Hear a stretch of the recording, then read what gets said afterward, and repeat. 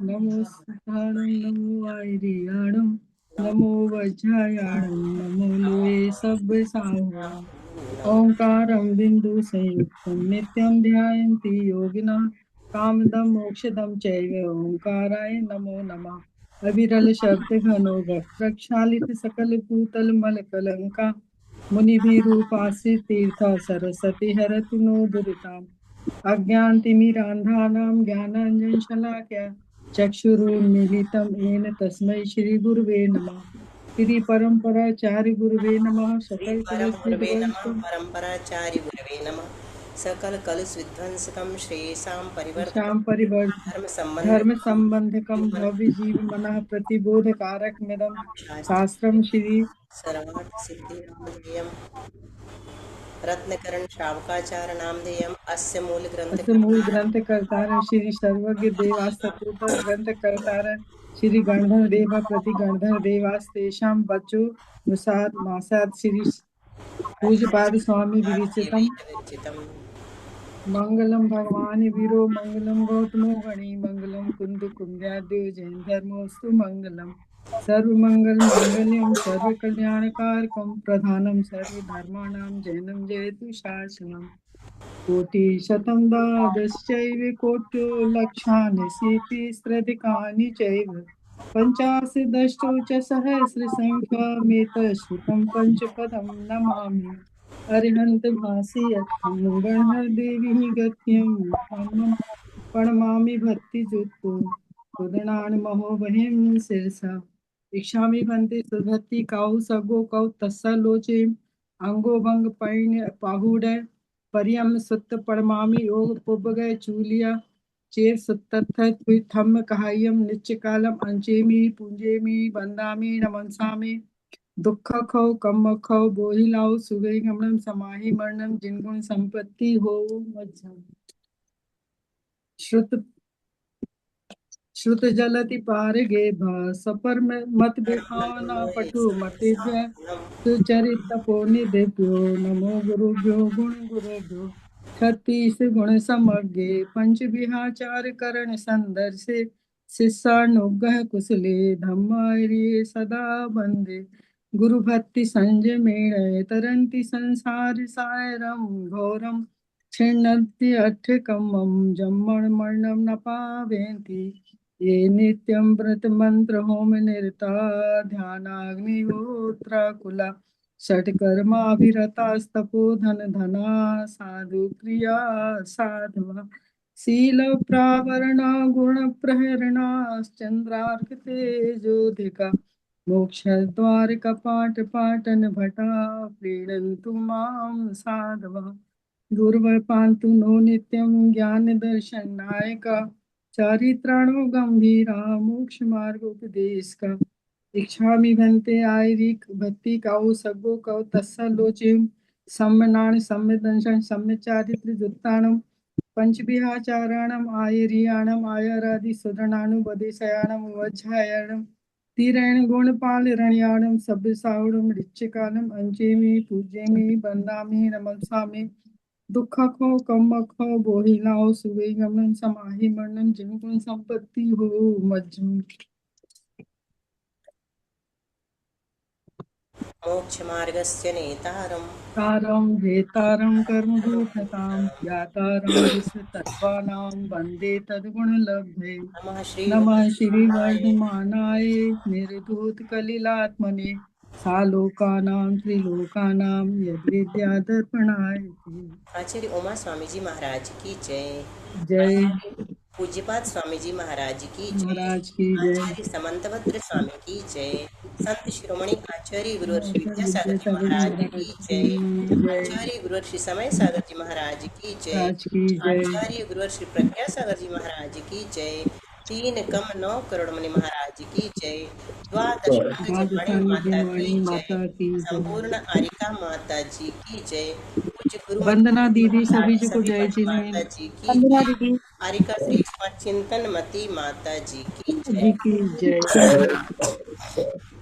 सादर वंदना दीदी, सभी को सादर जय जिनेन्द्र, सभी दीदी जी को वंदना सादर बुआ वंदना। सादा जय जी। चलो शुरू करते हैं।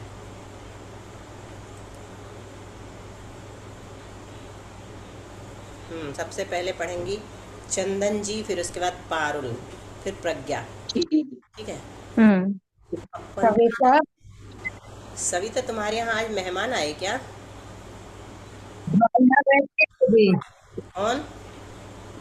भावना। भावना, अच्छा।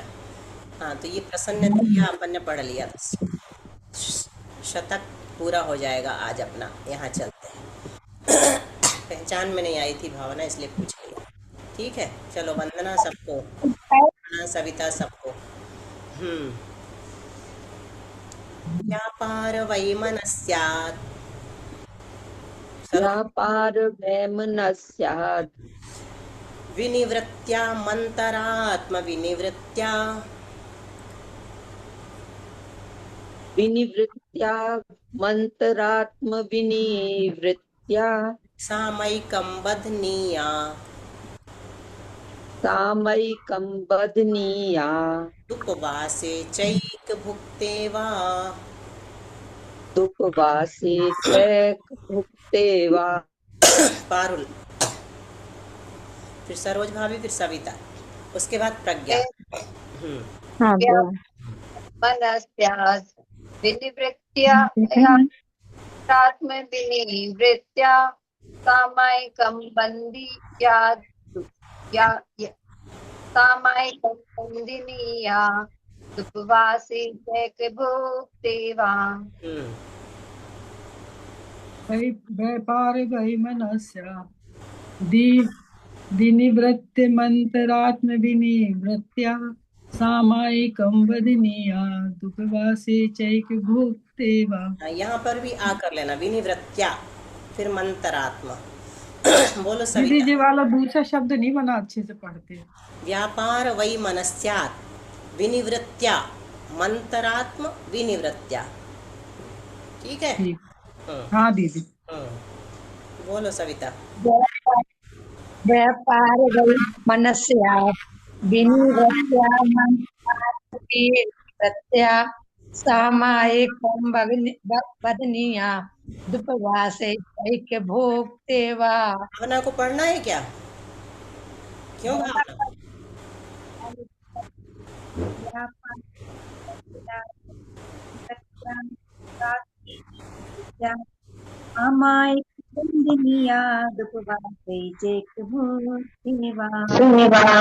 चलो प्रज्ञा। हाँ बुआ। व्यापार वैमनस्यात् विनिवृत्त्या मंतरात्म विनिवृत्त्या सामयिकं बध्नीया दुपवासे चैक भुक्ते वा। देखो, सामायिक को कैसे बढ़ाना चाहिए। कुछ लोग शुरू करते हैं तो 24 मिनट भी भारी लगते हैं ना, और फिर बाद में 48 कर लेते हैं, और बढ़ाते बढ़ाते कहाँ तक चले जाते हैं, 2.5 घंटे तक की उत्कृष्ट सामायिक करने लगते हैं। तो इसको बढ़ाने के लिए बताया कि कैसे बढ़ती है सामायिक। तो उसकी तैयारी अगर हमारी अच्छी होती है तो धीरे धीरे मन भी अच्छा लगने लगता है। तो क्या कहते हैं, व्यापार विनिवृत्त्या, इसमें लगा लेना, और वैमनस्यात् विनिवृत्त्या, दोनों से मुक्त होकर के। किससे? व्यापार से ले लेना, 5 इंद्रियों का व्यापार, यानी किसी भी प्रकार की मन वचन काया की चेष्टा नहीं करना है। अथवा व्यापार धंधे आदि, जो व्रती होते हैं व्यापार धंधे आदि भी करते हैं ना, तो उनसे भी मन हटा दो कि क्या हो रहा होगा फैक्ट्री में, क्या हो रहा होगा दुकान में, क्या हो रहा होगा।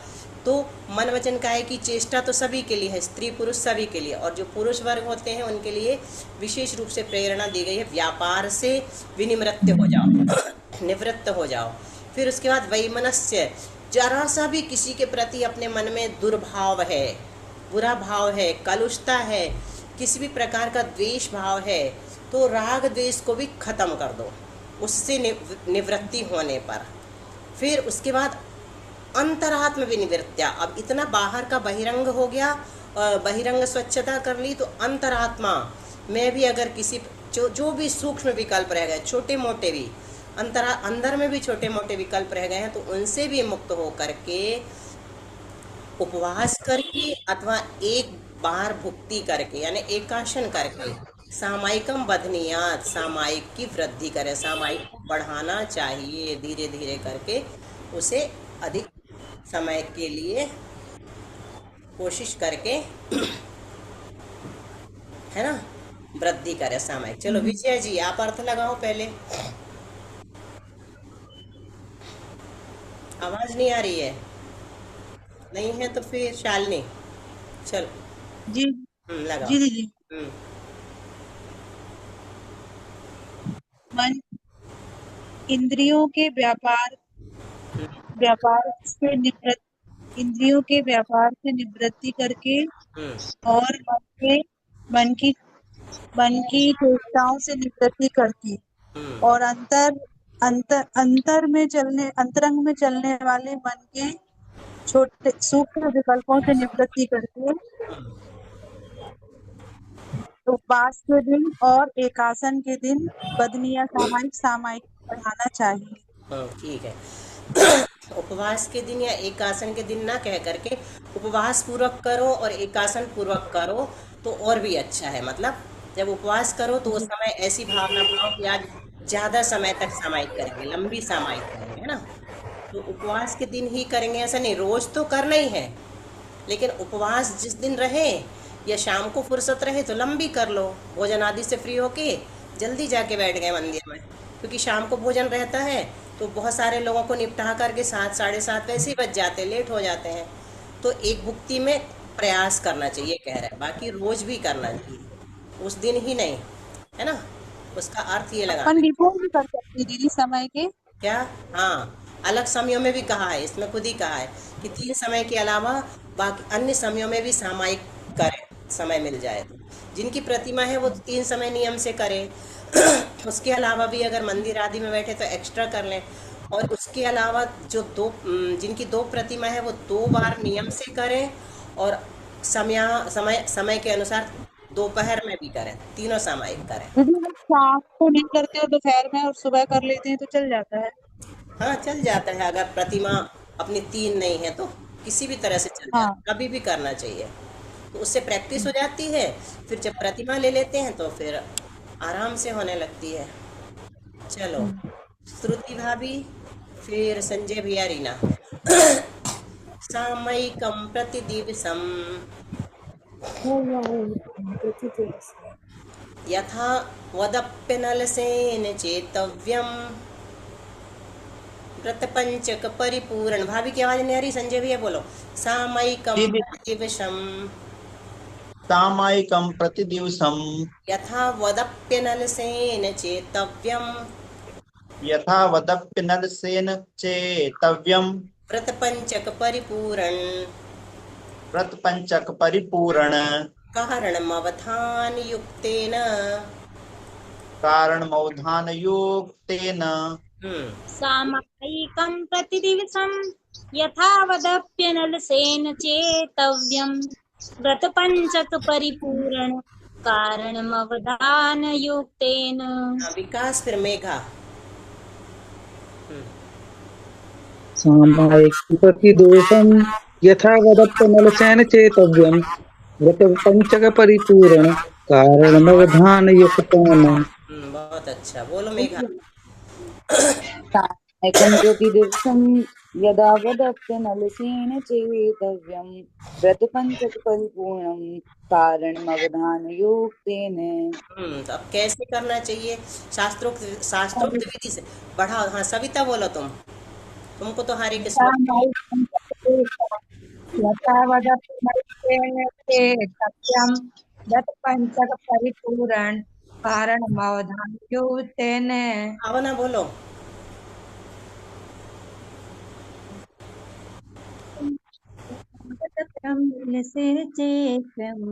व्रतपञ्चकपरिपूर्ण कारणमवधानयुक्तेन।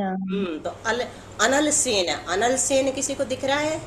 इसकी अनुवृत्ति कहाँ से करेंगे? अनल सेन। यथावत अपि, ये 3 शब्द निकलेंगे।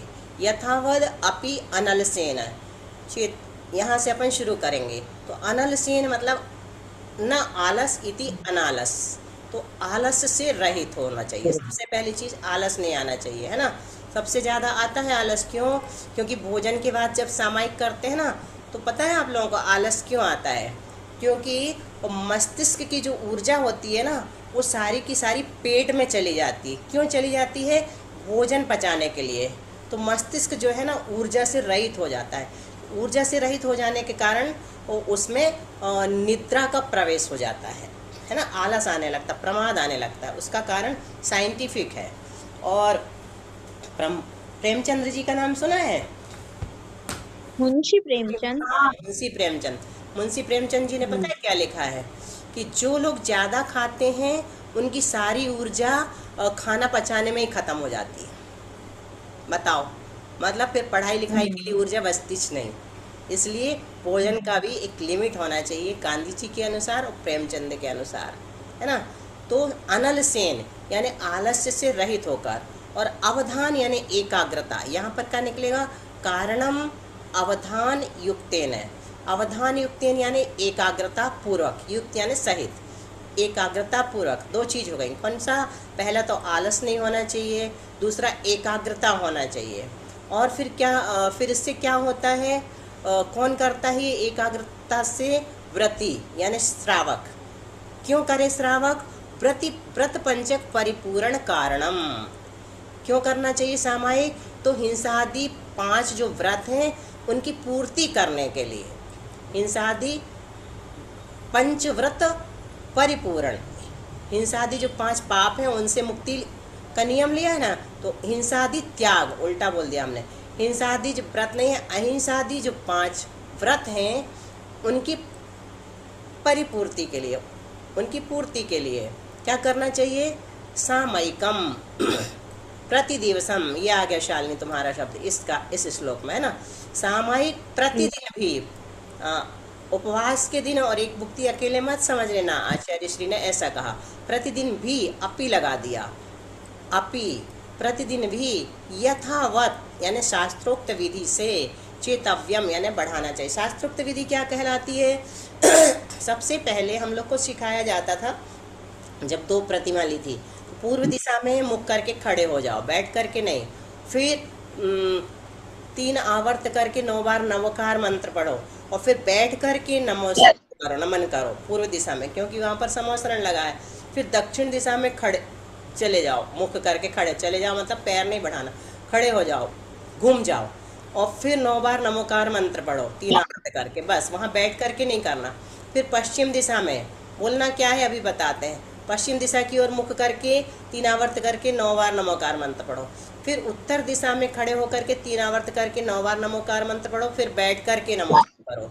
फिर पूर्व या उत्तर दिशा में बैठ जाओ सामायिक करने के लिए मुख करके। तो जब अपन नमस्कार करते हैं, 3 आवर्त करते हैं, तो क्या बोलते हैं? प्राग दिग्विधि गंतरे केवली जिन सिद्ध साधुगण देवाहा ये सर्वर्धि समृद्धा योगी गणास्तान हम बंदे, ऐसे। फिर दक्षिण दिशा में जब खड़े होंगे तब भी यही बोलेंगे, दिशा का नाम बदल जाएगा, दक्षिण दिग्विधि गंतरे केवली जिन सिद्ध साधुगण देवाहा ये सर्वर्धि समृद्धा योगी गणास्तान हम बंदे। फिर कौन सी दिशा में करेंगे? पश्चिम दिशा में। पश्चिम दिशा में क्या बोलेंगे? पश्चिम दिग्विधि गंतरे केवली जिन सिद्ध साधुगण देवाहा ये सर्वर्धि समृद्धा योगी गणास्तान हम बंदे। फिर इसमें बैठ करके नमोस्तु नहीं करना है पश्चिम में, है ना। फिर उत्तर में करेंगे, उत्तर दिग्विधि गंतरे केवली जिन सिद्ध साधुगण देवाहा ये सर्वर्धि समृद्धा योगी गणास्तान हम बंदे बोल करके 3 आवर्त करके नमोस्तु करके बैठ करके नमस्कार करके फिर उठ जाओ। फिर अगर पूर्व दिशा अनुकूल हो तो उस तरफ मुँह करके बैठो, या उत्तर दिशा अनुकूल हो तो उस तरफ मुँह करके बैठ जाओ। इसका अर्थ क्या है? प्राग दिग्विधि गंतरे, पूर्व दिशा में और विदिशा में केवली जिन सिद्ध साधु गण जो देव हैं, केवली भगवान, जिनेन्द्र देव, सिद्ध भगवान और साधुगण जो भी हैं, ये सर्वर्धि समृद्धा और जो संपूर्ण और रिद्धिधारी मुनि महाराज हैं, ये सर्वर्धि समृद्धा योगी गण हैं, योगी गणास्तान हम बंदे, उन सबको हम नमस्कार करते हैं। ऐसा चारों दिशा में बोल करके ये कहलाती है शास्त्रोक्त विधि से चेतव्यम यानी बढ़ाना चाहिए। इस प्रकार से चलो प्रज्ञा अर्थ भी बता दो, तो पहले बोल दो श्लोक और अर्थ भी बता दो। हाँ बुआ। सामयिकं प्रतिदिवसं यथावदप्यनलसेन चेतव्यं व्रतपञ्चक परिपूर्ण कारणमवधानयोक्तेन। अहिंसा आदि जो 5 महाव्रत हैं उनकी पूर्ति के जो कारणभूत सामायिक है उसको आलस्य से रहित और एकाग्रचित होकर प्रतिदिन शास्त्रोक्त विधि से हमें बढ़ाते जाना चाहिए। अच्छा, यहाँ पर व्रत की जगह महाव्रत बोलेंगे कि अणुव्रत? ये तो अणुव्रत है। हाँ, इसीलिए क्योंकि हम श्रावकाचार पढ़ रहे हैं। बाकी हाँ महाव्रतियों के लिए भी यही नियम है, ये नहीं कि सिर्फ अणुव्रति के लिए ही है ना। तो महाव्रती भी इसी तरह से करें शास्त्रोक्त विधि से, लेकिन यहाँ पर अपन 5 व्रत से अणुव्रत को प्रधानता देंगे है ना। महाव्रत बोलने में गलत नहीं हुआ है, लेकिन प्रधानता अपन उसको देंगे। चलो अब अपन चलते हैं आचार्य श्री पूज्यपाद स्वामी जी के साथ सर्वार्थ सिद्धि स्वाध्याय करेंगे उनका।